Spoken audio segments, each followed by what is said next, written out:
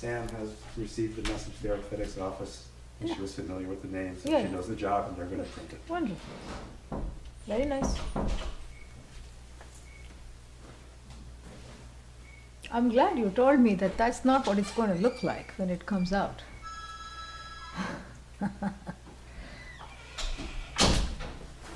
Hello, Maheskari, how are you? Good. Good. Very good. Excellent. I have a lovely Govinda test strip of a, what they call cliche, from a big picture, but that's all it took, just a nice.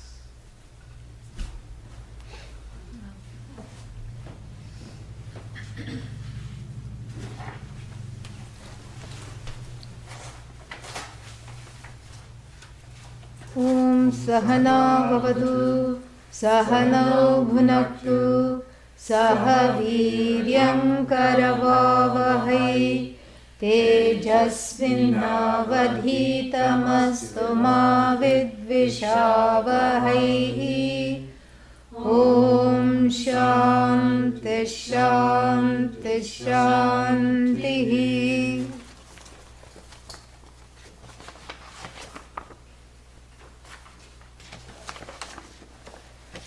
Nimittam manaschakshuradipravrittau Nimittam manaschakshuradipravrittau nirastakhilopadhirakashakalpaha nirastakhilopadhirakashakalpaha ravirlokacheshta nimittam yathayaha ravirlokacheshta nimittam yatayaha sanidhyopalabdhiswarupo hamatma yamagnyushnavan nityabodhaswarupaha yamanyushnavan nityabodhaswarupaha manaschakshuradīnyabodhatmakāni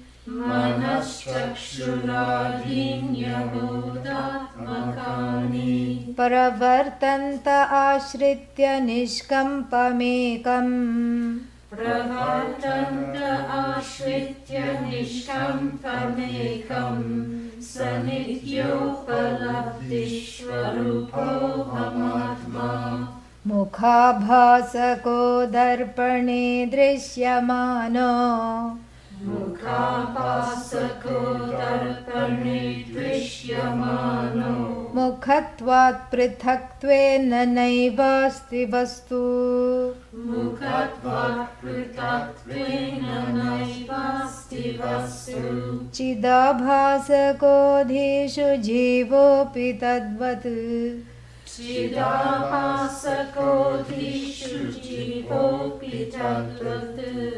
sanidhyopalabdhiswarupo hamatma yatha darpana bhava abhasahanau yatha darpana bhavahasamanau mukham vidyate kalpanahinamekam mukham vidyate kalpanahinamekam तथाधि वियोगे निराभासको यः तथाधि वियोगे निराभासको यः स नित्योपलब्धिस्वरूपोऽहमात्मा मनश्चक्षुरादेर्वियुक्तः स्वयं यः मनश्चक्षुरादेर्वियुक्तः स्वयं यः मनश्चक्षुरादेर्मनश्चक्षुरादिः मनश्चक्षुरादेर्मनश्चक्षुरादिः मनश्चक्षुरादेरगम्यस्वरूपः मनश्चक्षुरादेरगम्यस्वरूपः स नित्योपलब्धिस्वरूपोऽहमात्मा य एको विभाति स्वतः शुद्धचेताः Ya eko vibhati svatam shuddha chetah. Prakashasvarupopi nanevadhishu. Prakasha swarupopi nanevadhishu. Sharavodakastho yatha bhanurekaha. Sharavodakasto yatha bhanurekaha. Sanithyopalabdhi swarupo hamatma yathaneka chakshuhu. Yataneka chakshuhu. Prakasho ravirna. Prakasho ravirna. Kramena prakashi karoti prakashyam. Kramena prakashi karoti prakashyam. Anekadhiyo Anekadhiyo yastathaika prabodhaha. yastathaika prabodhaha. Sanityopalabdhi swarupohamatma. Seventh verse. It is reiterating what was already said in verse number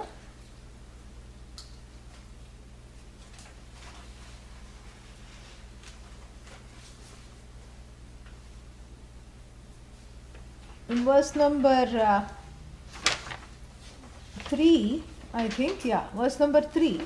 So reiterating the same thing.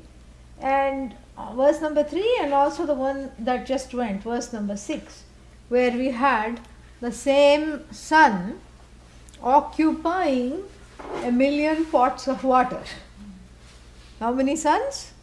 One sun. And that was this image that there is a water gata sun. Gata means that which has as though entered the water. So there is water gata sun, a sun that has as though entered the water, and then there is the sun that has not entered the water. How many suns? One sun, unless we are talking of SON. Yeah. If you're talking of SUN, only one sun. Yeah, that's all there is. And so this water, the sun obtaining in the water, this was already talked about in verse number 6.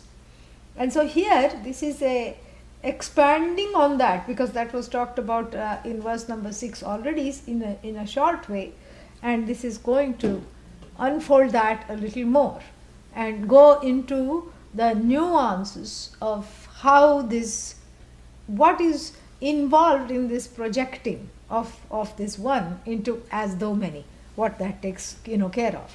And in verse number 3, what was talked about, that what was stressed in verse number 3, a related thing, is that there is the reflection and there is the face. How many faces are there? One. So the singularity of the face in relation to the so-called reflection was reiterated. And here also in verse number 6, the singularity of the sun was reiterated. But then the manyness of the projection was also taken in verse number 6. And then the many and varied projections, how can it come out of the same Atma, is answered in verse number 7 in a little more, detail, with a little more elbow room. And so we'll also take the time to do that. And so, yatha, in which way, verse number 7, we'll just see the Anvaya first. Yatha means in just as, in which way, and aneka chakshuhu. Aneka chakshuhu is a very interesting compound, Huh? Eka means what? One. Aneka means not one. We will just go this thing. We are denying one. So not one. Okay? Chakshu means eye. Aneka chakshu means? Not one eye. Not one eye. That means many eyes. Who has many eyes? That is one way. That is the most direct way of resolving this compound. If it is a compound that is a descriptive compound, a compound that describes a person, right? So who is this person? a person with many eyes. Like Indra's wife, Shachi, has 1,000 eyes all over her body. All she has is eyes, Yeah. So, you can call her Aneka Chakshu. Yeah, correct? But that's not what is intended here. What is here, it's a Bahuvrihi compound, which means that the one who is like the many eyes, like the eyes for many people. Yeah, so the many becomes a karma, people. So the one who is like the eye for all people, who is that? The sun. Yeah. So Aneka Chakshuhu Prakashaha, with, they are in apposition. And so it is, even though it's tempting to say that the sun is many-eyed because it sees many things, no. The sun becomes the eyes for many. That which becomes the eyes for the many, that whose light becomes the eyes, a tool for seeing for many. Because without the sun, we will not be able to see anything. And to bless this verse, the sun has come out today. It always happened. Last time also when we discussed the sun, first time it came. And so, this is what it is. So, that which performs the function of being the eyesight for many. That's what is, many eyes, whose light gives the gift of sight for many. And why not all, why many? Because we know that there are deep sea creatures and there are creatures that see without eyes, and in the deep sea life, there are different ways of seeing, where the sun doesn't even come. Even recently they are finding out new, funny looking species are being photographed, and it's amazing what all this, how much we don't know is really amazing, really. And one of them looks like a table lamp, just like this, It goes like this, it looks, but it has no eyes, it looks. It really looks like a gooseneck table lamp. Some kind of a squid, highly developed squid. And so, that's why it says many. And there are other ways of seeing, like plants see without eyes. So we are just talking of eyes here.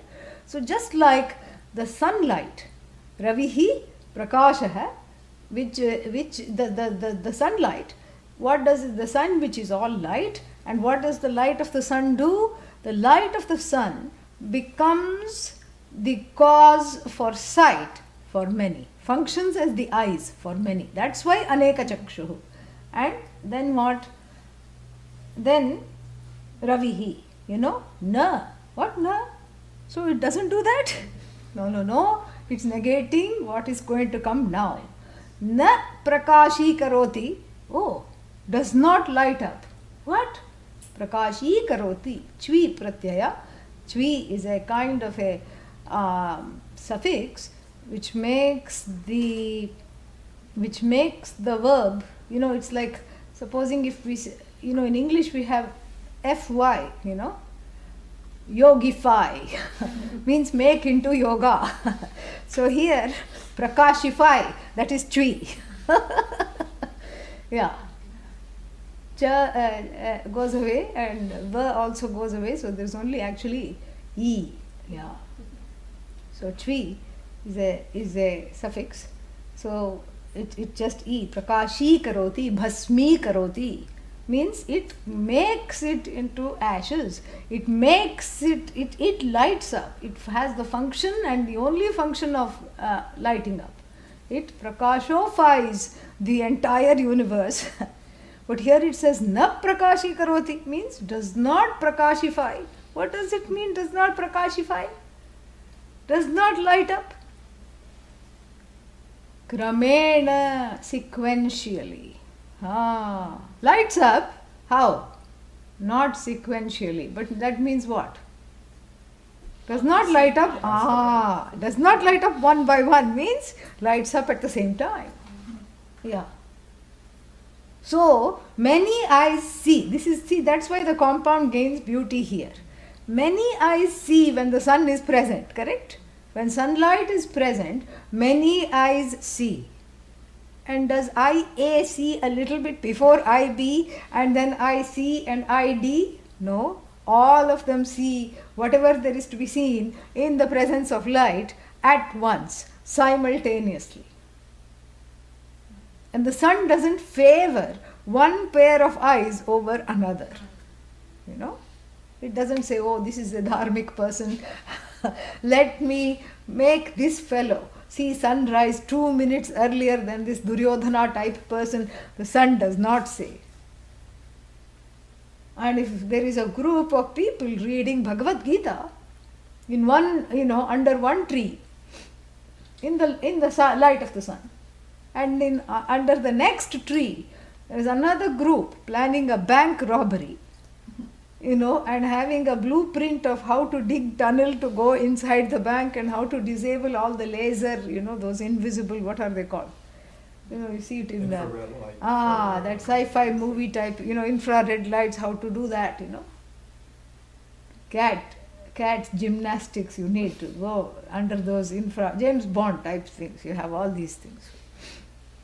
And so there is a group that is thinking of how to cut the wires that lead there and how to dig a tunnel to go inside. The sun does not say, of course I'm going to withdraw all the lights, I'm going to bring my friend, brother Cloud, to reign over their plans over in this tree. Maybe maybe Indra can drop one Vajra. Vajra means lightning, thunder, which is his astra, his weapon.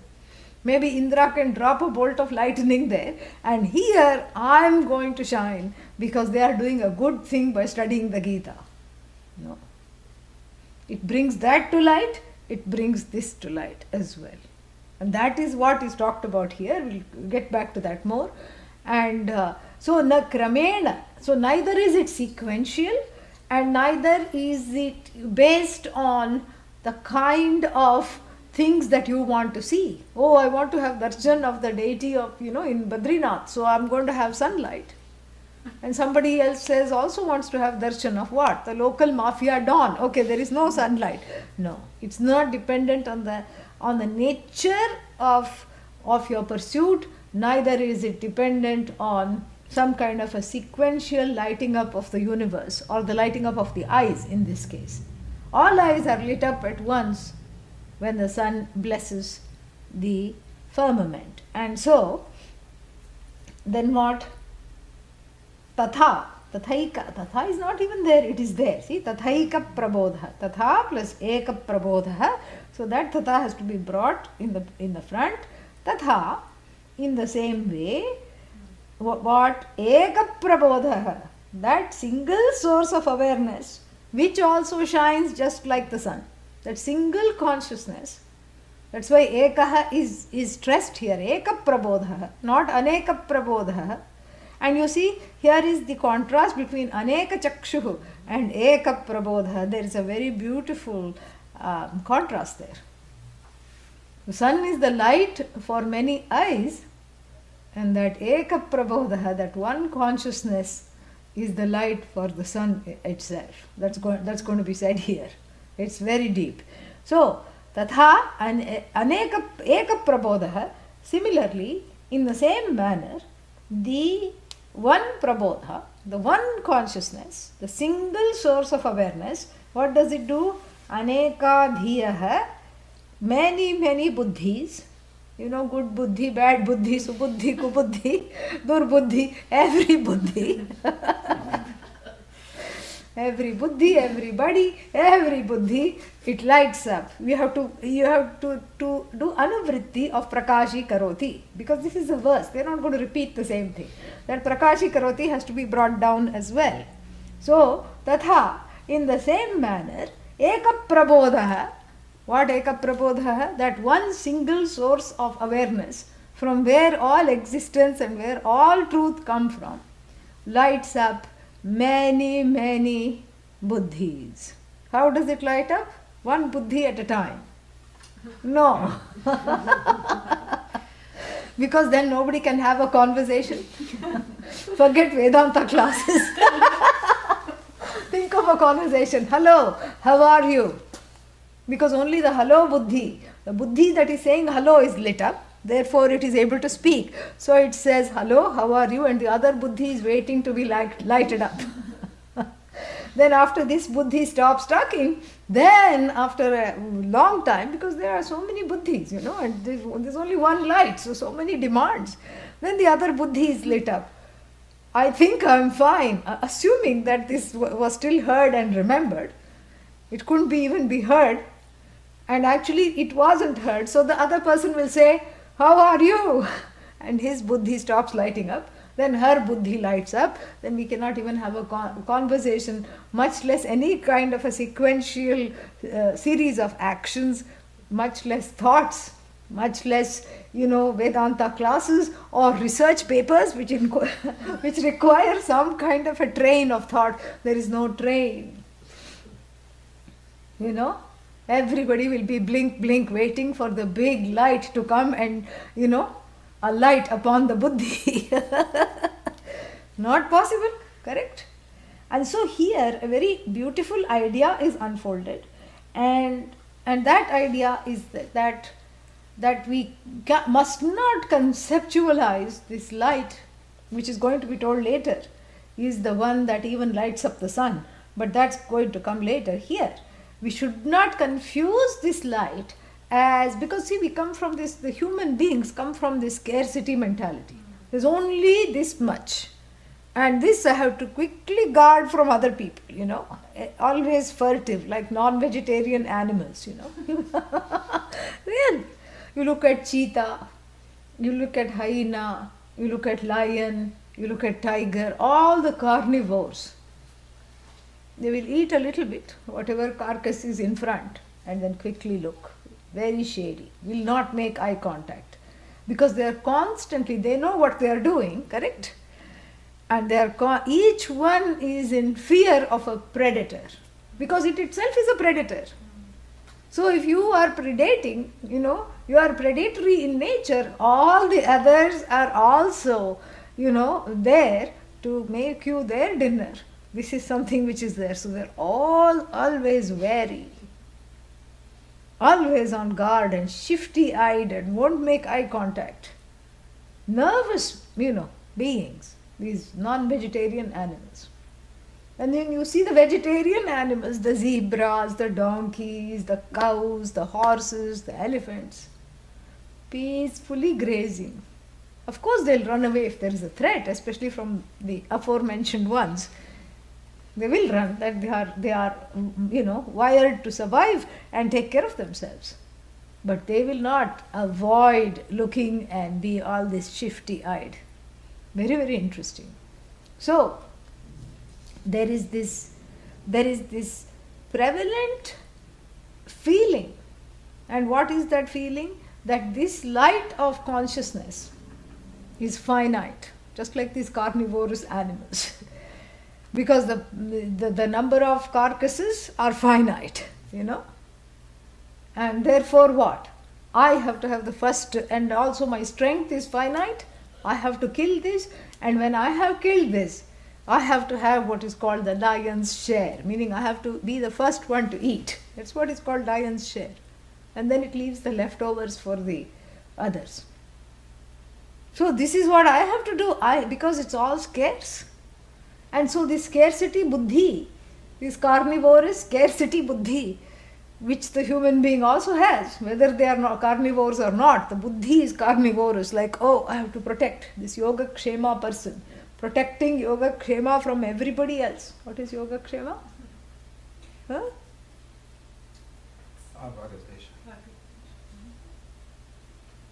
Yoga kshema, the desires that one has, ragadveshas, but not just ragadveshas, pursuits. Pursuits based on ragadveshas, you can say. Yogakshema, security based pursuit, fear based pursuits, yogakshemas. And so one has to protect the yogakshemas, otherwise somebody will take them away. And this whole survival, mentality that is there makes a person think. When you come to Vedanta, then the question comes, how can this one consciousness, it must be lighting up one at a time, because of course it is scarce. Of course, it can only do so much. Because we think of it as a light bulb, 50 watts, 100 watts, okay, after that what, After that what? So then you can't, envisage. After that, okay, floodlights, that the things that, advertise there is some game or something, you see it in the sky, okay. But there is a limit to how much light there is. And so we also think the tendency is to not be able to understand how something can light up everything at once. And so here this is dispelled by giving a beautiful example of the sun. And what does the sun do? Na kramena prakashi karoti. There is no krama here. Krama means an order. And that's why I use dharma and adharmic activities. So that could be one order based on the kinds of activities. And another order could be based on how much punya one has. Right? Somebody who has lot of punya gets little more, atma electricity. No. In fact, that one alone lights up all the thoughts in all the intellects at once without undergoing any change. Just like the sun lights up all activities and is the eyes, is the sight for many eyes without becoming the eyes, without becoming either the seer or the seen. Can you see that in connection with the sun? Neither seer nor seen. The sun does not become a seer. Sun just is the lighter, prakashifies everything. So the lighter upper of everything. Yeah. And then what? The sun does not become the seer. It just enables the seer to see. In the presence of light, things that need to be seen, the objects of sight, come to light. Right? And so similarly, this eka prabodha, the one and only consciousness. Eka means not one consciousness. That means there will be another one somewhere else waiting. No. If you have a devices, one you are typing on or doing something and the other one is being recharged. Correct? A spare battery, spare recharge, spare. Here there is no spare consciousness that is being plugged in and getting recharged while this consciousness is lighting it up. There is no sense of finitude here. And you don't need a spare consciousness, because then that spare consciousness will become the consciousness of this consciousness, and when that spare becomes, sparse, then where are you going to go? So there is only, eka prabodha means single source of awareness. And what is that source that makes me aware of, something like even a flower? Flower is, who is saying?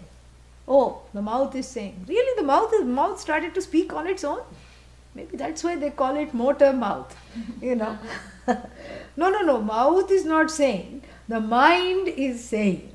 So the mind cognized the flower. Aha. So the mind is all in all? No. Well, never mind.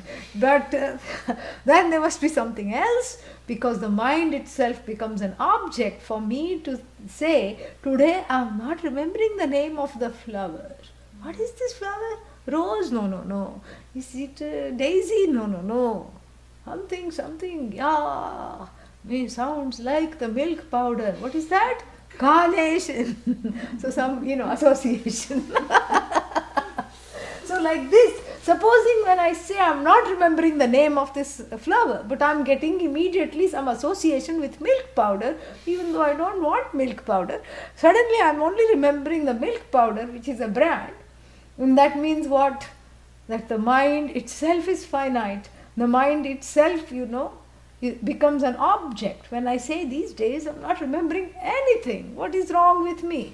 So when I say that, that means what? The mind has become the object and the I constantly remains the subject, and the light of this I, this ever-present consciousness, shines on the mind that works, bringing it to light, as in this is carnation, shines also equally on the mind that doesn't work and says da, ma, sounds like karma, no, Car what? Car who? Even the mind that is struggling to grasp the concept of this flower is also equally brilliantly lit. This is so beautiful. And at once. So let's say that now let's split into two. Neither literally nor figuratively, just metaphorically. So let's say there are two people with the same flower. One of them is cognizing the flower and the other one is suffering from the non-cognition of the flower, or rather is unable to name the flower. Which is blessed by the light of this consciousness? Both. It's not that first the awareness of the flower comes to light and then the non-awareness of the flower comes later to light. No. Both are immediately. And not sequentially, not chronologically illumined, both are immediately coming to light. So therefore there is no such thing as I don't know. There is no such thing as non-cognition. Just like there is no such thing as non-presence. You grasp the concept that there is no such thing as non-presence, correct? Why did you grasp it? Because I keep asking one question. What is that? Are you here? How did you grasp it? Because I keep asking this question. Are you here? Are you here? Are you here? Yes. Are you here? No. When you say no, what do you really say? Yes. You advertise your presence.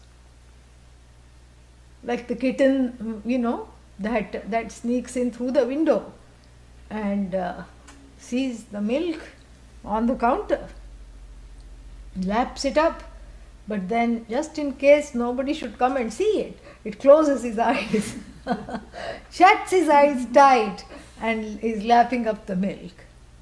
And it receives a nice whack with a rolled up newspaper and gets shooed out of the window. Oh, how did they find me out? I had closed my eyes. So really speaking, the ridiculousness of the ridiculousness of their being in non-presence you have grasped, correct? Now welcome to the ridiculousness of there being something which is non-knowing. There is nothing non-knowing. Even when I say I don't know, I know that I know is shining as I don't know. So when you grasp the concept of that presence, which is universal, which is nitya, which is always there, which is upalabdhi swarupa, which is in the shape and the form of the ever ready, ever present consciousness, awareness, which I recognize as the truth of myself, which is really myself. When you have understood the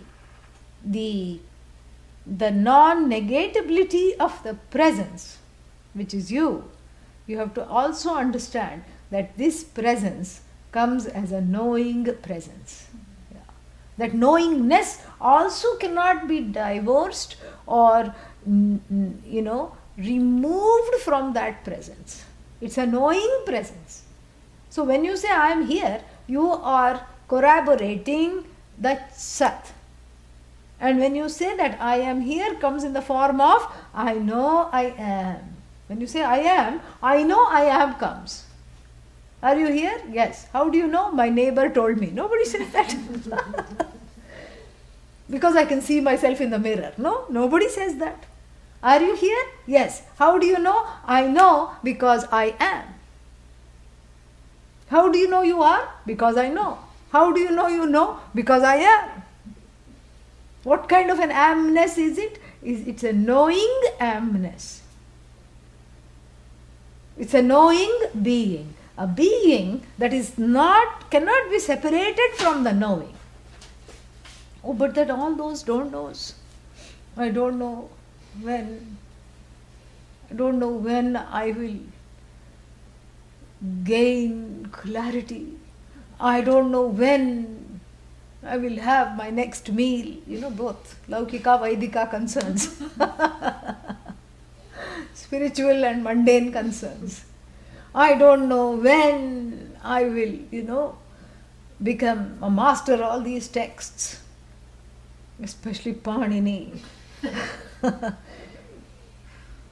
I don't know when, Is the next time I will have cake? All these concerns doesn't matter, When you say, I don't know, there is a knowledge, a quiet knowledge, a quiet, non-competitive, non-dual knowledge that does not compete with the knowing or the not knowing of specific objects. And what is this knowledge then? It is the knowledge that upholds the subject, which is neither the knower nor the known, nor the process of knowing. Oh, it's not the knower? No. It's not the known? No. It's not the means of knowledge? No. No pramana, no pramata, no prameya. If you want to sound fancy and put it in Sanskrit.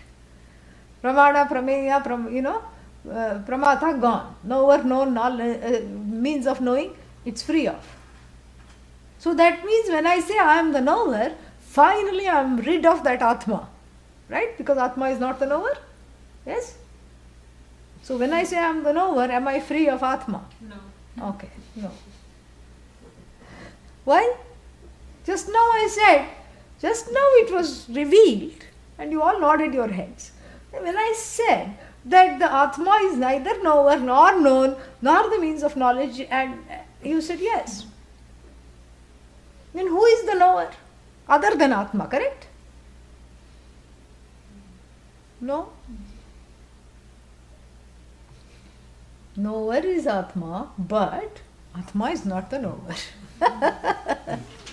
Known is Atma, where else will the known go, poor thing? All there is Eka Prabodha. Everything has to come under this Eka. All the Anekas have to come under this Eka only.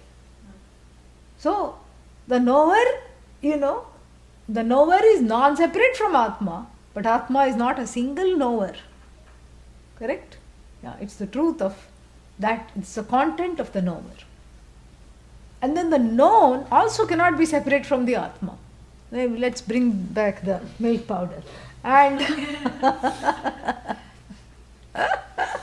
so when I say flower, carnation, is carnation outside of Atma? Cannot be outside of Atma, because all there is one Atma. And who is this I? The knower of carnation. Correct? Am I outside of Atma? No. But then carnation is not Atma. Or we have to say it like this: carnation is Atma, Atma is not carnation.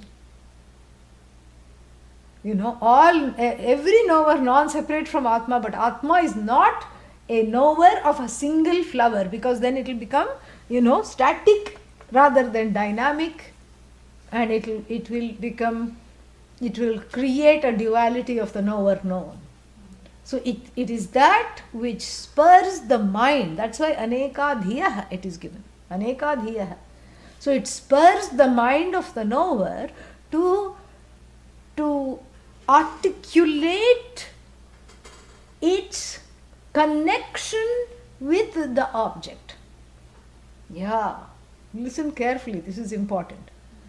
So the light of Atma spurs the mind of the knower to articulate that particular mind's connection with the object.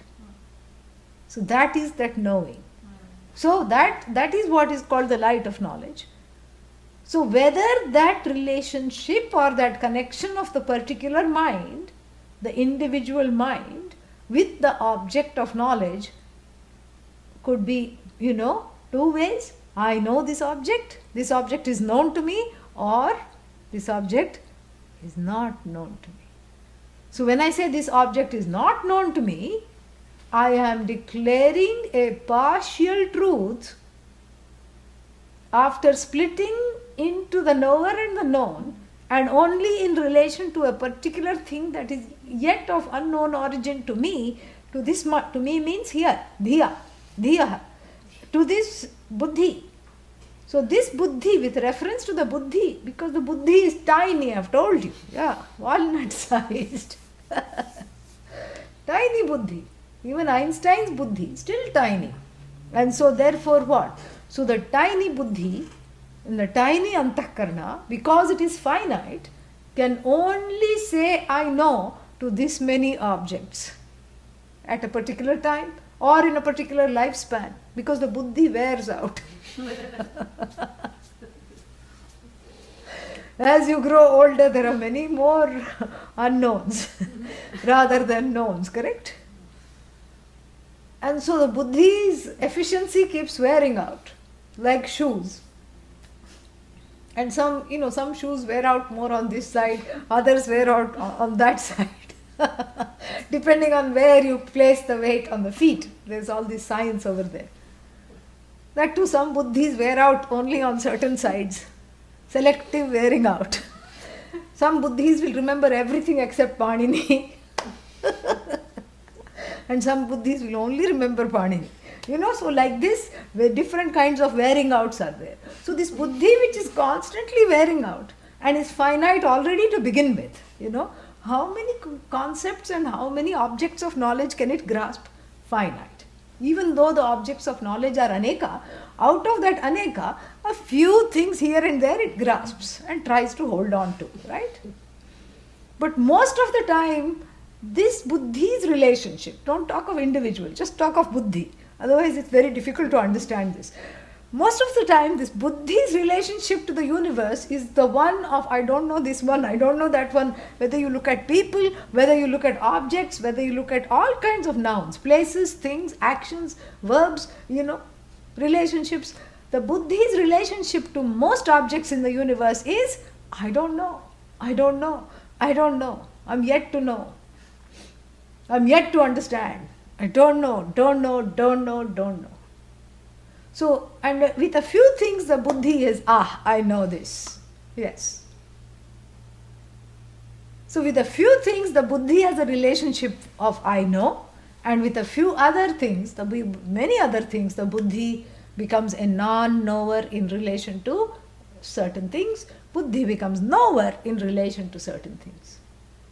But from the standpoint of the Atma, from the vision of where the Atma sits, don't ask, Atma can sit, just listen. So, from the vision of where the Atma stands, see, I changed it. So, from that standpoint, what do you have? You don't, the differences between what you know and what you don't know, forget you. What the buddhi knows and what the buddhi counts as not knowing are immaterial. Those differences do not matter. Because even to say I don't know, the buddhi's puranam has to take place by the Atma. The Atma has to bless the buddhi, whether the buddhi says I know or whether the buddhi says I don't know.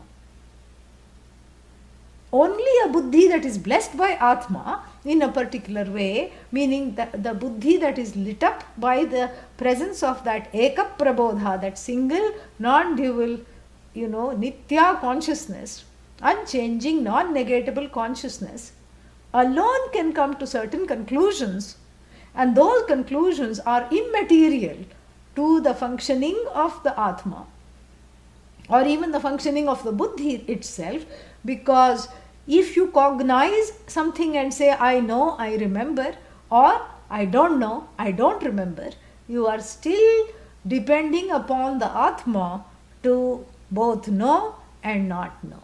So there is this single awareness that lights up the objects that are known to a buddhi, and that same awareness lights up the objects that are not known or not yet known to the buddhi.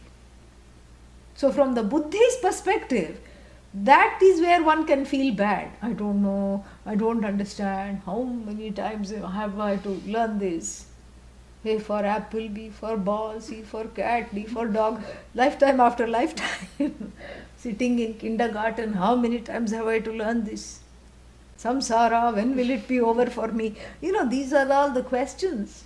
And it doesn't matter the nature of the question or the nature of the specific kind of ignorance, the ignorance of the object ignorance that you're dealing with. Because the subject who is cognizing the object ignorance is never ignorant. This is what is Nitya Upalabdhi Swarupa. Very beautiful. Oh, so I can fold up the notes.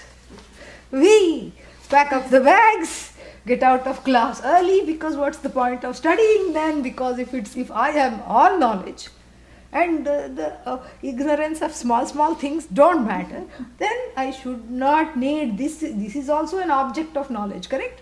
This Vedanta is also, an object. I am pursuing the Upanishad, which is an object. I am pursuing this, it's an object because it is written on a piece of paper and I am reading the words and I am cognizing them. And so what if I don't understand it? Because even when I don't understand it, what am I saying? I know I don't understand it. I know I didn't follow the last class, and I know I'm not following this class either. So some people can say this, and certain other people can say that if it really is immaterial, whether I study or don't study, because all there is this one monologue consciousness that doesn't let me get a word sideways, because even if I try to say I don't know, it shuts me up and says I know, janami. Not even janami. Jnanam, it broadcasts. It's got this, monologue. I know I am. And sometimes it says I know I am now. Now I know I am. I am now I know. Now I am. I now am. I know I am now. It keeps saying that. And that's a deafening, what's that? Continuity. And so my little don't knows doesn't matter. So then why should I pursue this knowledge? There is a very difficult situation called anirmoksha prasanga. What is this anirmoksha prasanga? What is moksha?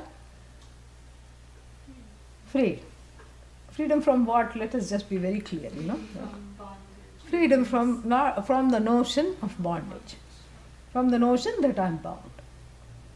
So, amoksha is non-freedom. Anirmoksha is again non-freedom, which doesn't do negatives here, don't make a positive. Anirmoksha, ni here is not negative, nishchaya. Definitely no moksha. Prasanga means the situation, the circumstances of there being no moksha will come, because what's the point of studying this? Because the I know is always there. Alongside I am. And so if I don't know who I am, so it shouldn't matter. Right? No, unfortunately. Why? That's why I said notion of bondage. There are two kinds of ignorances, in the universe. The first kind of ignorance is the kind of ignorance I just alluded to. It is called Tula Avidya. Tula Avidya means the ignorance of finite things in the universe. Finite I am adding. The ignorance of discrete objects in the universe is called Tula Ajnanam or Tula Avidya. You don't know you don't know so many things. That there is a valley of flowers. Oh, I don't know, I've not been there. That there is some cave in which there is a pool, a lake inside a cave which is very deep and 50 feet deep, and it's like a mirror and you can see your face, and it is somewhere there in Italy, some kind of a grotto. Oh, I didn't know that. That there is a fruit. Oh, fruit? Yeah, I know fruit. Phalam, karma phalam. No, it's a fruit. It's a fruit which is half plum and half apricot. It's got a name. What's its name? Fluot. Fluot. Confused fruit. Did you know that? Well, no, I didn't know that. So all these don't knows make up they come under the general rubric of what is called Tula Ajnanam, Tula Avidya. And they don't hurt how I live, They don't affect how I live unless it is a skill or an object or a significant other whose name I need to know and remember. Otherwise I get into trouble. You wake up the next morning and you say, I don't know who you are, and and it doesn't matter because this is Tula Avidya anyway. This is not good for relationships. So certain ignorances have, even within Tula Avidya, certain ignorances have to be taken care of. Some birthdays have to be remembered. Otherwise you get into trouble. You cannot say, this is just mundane avidya and who cares, every day is a birthday. You can't do that. Not if you have a family. Yeah. And so therefore you have to remember certain things. But most of the things, if you do not remember, it's not the end of the world. Correct? Why, what will happen if you didn't know there was pluot? Oh, I didn't get to eat pluot. Or mangosteen. Do you know mangosteen? It's not mango. Mangosteen. It's a fruit which is really ultimately not worth it. Why? You know why? Now they're saying it has antioxidants, it has all these properties, and people are just harvesting it out of existence, really. But, somebody gave me one when I was small, and by the time you open it, all the juice of the fruit is absorbed by the hands. It's a tiny little thing with a thick skin, and then it's like a little orange. Not that many segments, but small white segments which you have to remove and then eat. And of course inside the segment is the seed also. So then you can think of how little space is occupied by the fruit. It's only this big, comes in little bunches. So then by the time you open, you have to crack it open with your nails, and then you open it and then you take out the seed and everything, and all you have is just juice on your hands. You just lick your hands and say Namaha. That's it. So you didn't know mangosteen, not a big deal. You didn't know pluot, not a big deal. You didn't know what carnation was, whether milk powder or flower, not a big deal. Correct? Why? Because it's the knowledge of objects. Now, then the second kind of ignorance is called Moola Avidya. Moola Ajnanam. Moola and Tula. Moola Ajnanam means what? Ignorance of the subject. Yeah. This is what causes problems. Ignorance of objects does not get me into samsara. Like I said, birthdays and anniversaries notwithstanding. Ignorance of objects does not get me into trouble, into samsara. But ignorance of the subject immediately drowns me in a hot vat of samsara. Not drowns, keeps me afloat in a hot vat of samsara, which is worse. The question is why? Aren't all ignorances the same? Why? Why they should be? Ignorance is ignorance. Not knowing is not knowing. I don't know pluot. I don't know this ought, I don't know this one. What's the difference? I don't know me. And then I don't know about pluot, mangosteen. What's the difference? Or Nil Guy. You know Nil Guy? Nil Guy? You know Nil Guy? Antelope. It's neither an antelope nor a cow, nor is it it's an exotic animal found in India. It's a half cow, half antelope and half bison or something like that. Very exotic. And it's got these doe-shaped eyes, long doe-shaped, the eyes of the deer. And, you didn't know that till now. She knew that. Many people didn't know that. And so, what happened? Nothing happened. Correct? So, what is the difference between not knowing Nilgai, mangosteen, pluot and not knowing I? Why is that? The first one does not cause you to drop into the first ignorance does not cause samsara, whereas the second one does. Why? Because when I don't know Nilgai and I take it to be something else, there is no problem there. Actually, what I don't know, I cannot take it to be something else truthfully. If I don't know flower, I can't take it for something else. I can't mistake it for something else because I don't know it in the first place. But the I is immediately mistaken for something else. Why? Because I know I am. That I am, I know I am, doesn't go away. That is what is already there. Up till this much, everyone is safe. I know I am. Just don't ask the next question, who are you? That's when the fears and the tears flow. Correct? Oh, I wish I could tell you who I am. How much time you have? How are you? Oh, don't even ask how much time you got. First you tell me how much time you have. Because I have a long story. That's going to take all year. If you say that today, it's not a lot of time. I have a long story. Don't even ask. So, you see, there is a difference here. That I am, I know. But if I don't know what is the nature of this I am, then I immediately, because it is ardha vikasa almost, there is a half cognition. That I know is a partial cognition of the Atma. The Atma advertises itself as itself. But then, because I don't know who I am fully, I take myself to be what I am not. This is what is called anyatha grahanam. Yatha means what? Just as. Anyatha means not just as.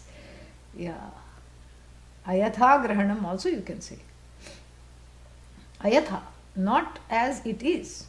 So I mistake it for something else. And what is the example now which we have for mistaking something for what it is not? Rope snake. Rope is mistaken for snake. Atma is mistaken for a samsari. This is what is called anyatha grahanam. And the first one, Thula avidya, the non-understanding or the non-knowledge of discrete objects in the universe is called agrahanam, not grasping. So the not grasping never causes samsara. And that's the difference between the human beings and the animals. The dog will never say, please change the spelling of my name. Actually, it should be G-O-D. It will never tell you that. It will never say that. And at the same time, they don't seem to be in samsara. You may have dog samsara. The dog never says, I have people samsara. I have to take care of all these people. Oh, I'm so stressed out. I don't know what to do. All these people are there. Every day I have to bark and protect the territory. And these people, everybody is, coming and walking by. So many times I have to bark. I'm bored, because how much to bark? And what do I get for it? They just give dog food 2 times a day. And they buy flea collar. What's the use? The dog doesn't have a complex centered on the eye. Please understand this. Whereas a person has a complex centered on the eye. Because in the human being, this Moola avidya, because there is a certain vikasa, because the consciousness is fully flowered in the human beings, partially so in other programmed animals. Consciousness shines in the human mind without inhibition. Very little inhibition. Inhibition comes from one's own inhibitions, that's all. Not in the shine of consciousness. And so therefore the human being is the prime candidate, is the only candidate for this knowledge. So don't be in a hurry to shut off the books. Because this is a very deep thing that I know, and I know enough to say that I know enough to take myself to be what I am not. That's what it is. I'm not the body, but I say I'm as good as the body. I'm not the mind, but I say I'm as good as the mind. I'm not the senses, but I say I'm as good as the senses. I'm not my property, but I say I act as though I am my property. I'm not my loved ones, but I treat my loved ones as an extension of myself. This is what is the problem. And so this kind of a view of mistaking myself for what I am not is called adhyasa. Adhi, asa. Adhi plus asa, adhyasa. Asa means to throw, us to throw. Asaha, the throwing, the projection. Adhi means centered on. So centered on myself, there is adhyasa. And there are there are many kinds of adhyasa, but with regard to this, we'll discuss today 2 kinds of adhyasa. One is taking myself for what I am not. Finite, tired, samsari, very, very sorry, full of hurt, full of guilt. Taking Atma is any of those things? No. But I still say, I am all these things. Then the other kind of adhyasa is not taking myself to be what I am. Sat Chit Ananda. Both those problems come under the rubric of Anyatha Grahanam. So when I take myself to be what I am not, I am also not owning up what I already am. And therefore, I make a strong case to finish studying this text. Because it's not that just because the Atma lights up equally in all minds, then it doesn't matter whether I know or not. That's true. But that's only true with regard to anatma objects. So Tula Avidya is anatma avidya, but not atma avidya. When the avidya, the ignorance is centered on the atma, then we have, we are in murky business. That has to be corrected immediately, because this mind is like a horse. It has so much horsepower to come to the wrong conclusion. It just takes off and never comes back with the wrong conclusion. And in fact, the wrong conclusions are so persistent that they still are there long after the life has gone, and then they find another body to occupy to continue having the same conclusions from piche wala life, the life before. What a life. Life after life after life. And then the person says, this looks very familiar. There's a deja vu. It's a long-standing deja vu. Yes, because in the last life also same problem. And so therefore, this Atma Avidya is the only one that has to be corrected. Because the other one, when you correct, what happens? Anatma Avidya. Avidya about mangosteen, you corrected. What happened? Nothing happened. You are still the same. Correct? Okay. Then mangosteen known, something else is still unknown. Then that known, something else is unknown. Because the Jagat is vast. Finitely infinite is the Jagat. Where every single thing is finite, but because it has the DNA of Brahman, it is infinitely finite. Or finitely infinite. Both are true. And so how many things can you catalog in the Jagat? No? And then if you cannot completely, exhaustively catalog, in fact exhaustively catalog means after being exhausted you stop cataloging. That's the only thing. Exhausted. And sometimes you have, you look at the research done on, you take anything, dinosaurs. Let's take dinosaurs. Then you find that the first bones and the egg that was discovered somewhere in, New Mexico, many years ago, then that person, the scientist, died, and then his student took up all the things, and then somebody else took up. So it's going on for generations, and still they don't know. Now the latest thing is they did not have fur. They thought they had fur. They did not have fur. Now the latest, now they are finding out, negating everything. That's another thing about Tula Avidya, is that it's not definite knowledge. It's finite knowledge of an indefinite nature. You can never say Nishchaya Jnanam, Nasti. Because as soon as you do Nishchaya in one area, somebody else can find out with new information, new technology, new pramanas, new ways of looking into it, and they will, deride your conclusions and bring out some other conclusions. Same thing when you study a language. How many words you can know? 2,200 root verbs. Yeah, but how many? Infinite verbal forms, infinite nominal forms, infinite adjectival forms. How are you going to? You can't exhaust everything. And so running to correct Thula Avidya is like a chimera. You run after something shiny and it looks wonderful. That is what the golden deer represents in the Ramayana. The desire for the finite which shines. And Sita says, there it goes. Oh, I'm sure it's made of it's got golden, spots. I'm sure it's real.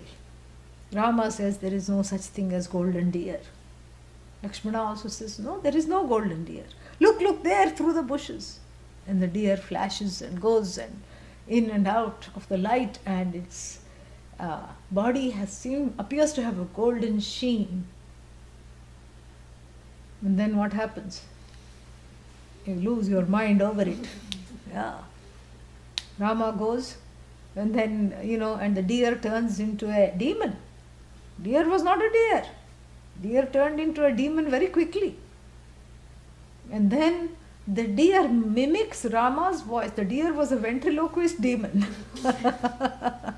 Mimics Rama's voice and throws the voice into so that all the forest can hear. Sita! Why Sita? Bark at it. So, Sita! As though in anguish. And Sita says, Lakshmana, go! Rama is calling out, he is dying. Go save him. Lakshmana says, that's not my brother. He doesn't cry like that. But that's his voice, don't you agree? Yes, I better go. You see, this is what happens. Thula Vidya is a spoof. You keep going after it, and it just it's not going to satiate. It's not going to land you in trouble, but it's not going to remove the original source of dread, sorrow, fear. It's just going to make you exhausted and come back again and again to do what is needing to be done, which is remove Moola Ajnanam. But Moola Ajnanam is this distortion of myself which I do not understand fully. I understand it enough to know I know and I am, but I don't understand it to be the cause of this universe.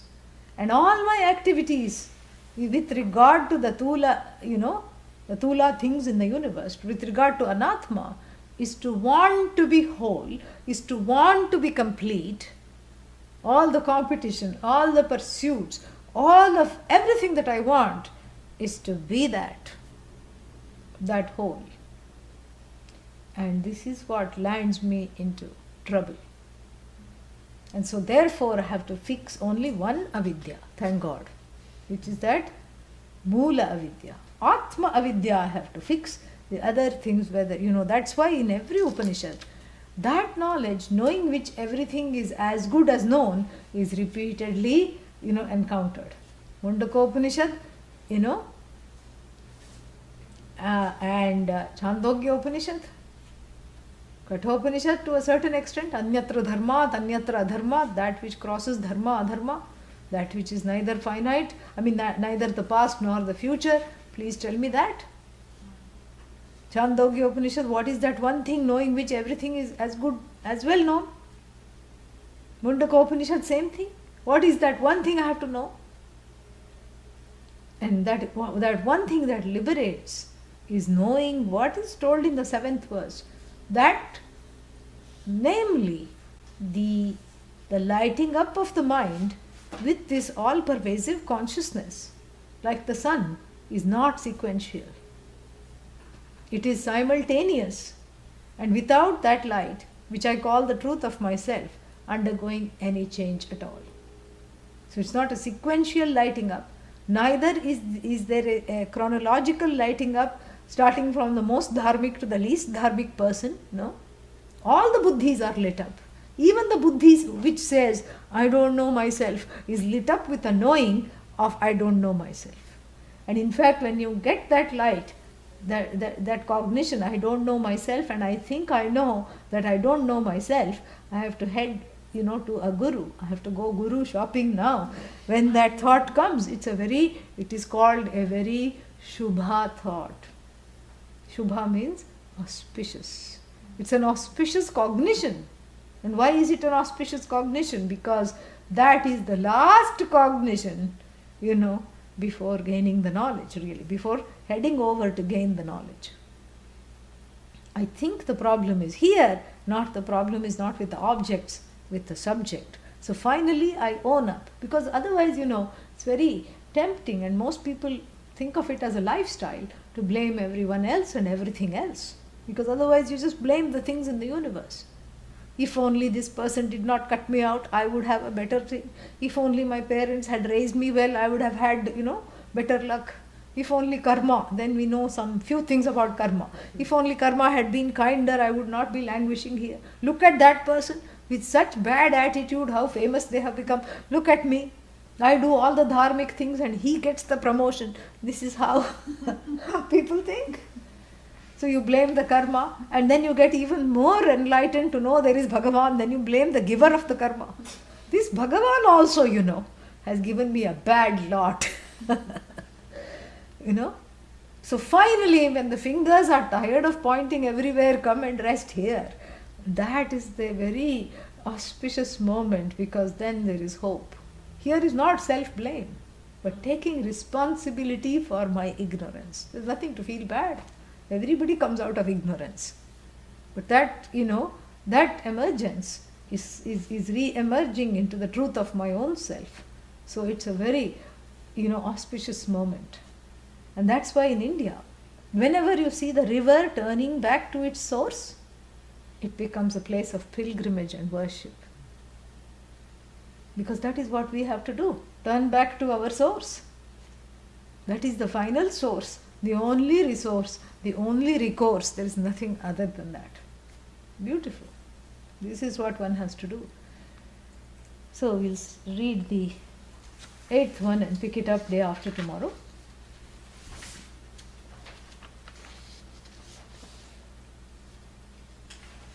Vivasvat prabhatam yatha rupamaksham pragrinhati nabhatamevam vivaswan yadabhate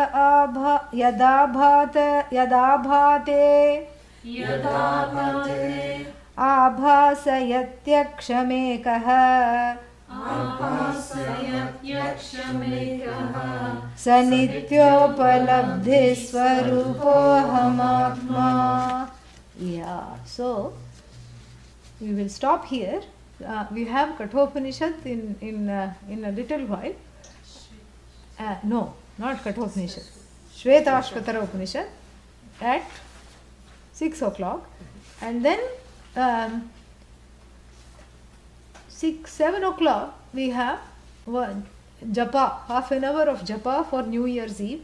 This is the time to pray for oneself, one's own health, the health of loved ones, the health of the universe.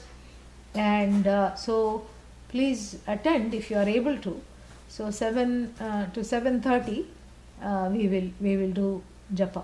Just Om Namah Shivaya we will do for half an hour and finish with an arati. Okay? Om Purnamadah Purnamidam Purnat Purnamadachyate Purnasya Purnamadaya Purnamevavashishyate. Om Shanti Shanti Shantihi. Shri Gurubhyo Namaha. Hari Om.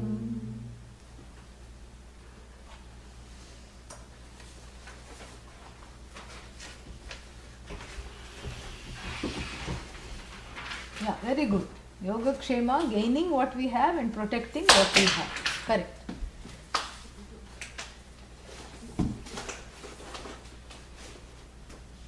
Okay, I will see you all shortly. Oh.